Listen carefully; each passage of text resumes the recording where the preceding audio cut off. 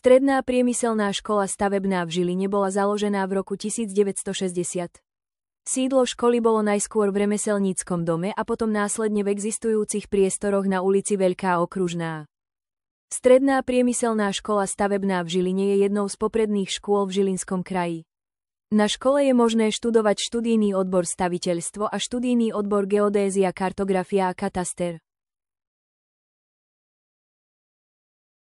Škola disponuje laboratóriom stavebných materiálov, 9 počítačovými učebňami, 2 rysovňami, modernou učebňou fyziky a 2 učebňami cudzích jazykov.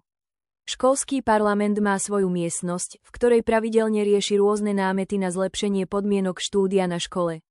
V rámci prednášok má škola k dispozícii aulu s kapacitou 600 miest na sedenie a malú aulu s kapacitou 70 miest na sedenie.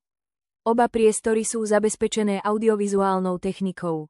V rámci telesnej a športovej výchovy je možné využiť telocvičňu, vonkajšie multifunkčné ihrisko, workoutové ihrisko a školské fitness centrum.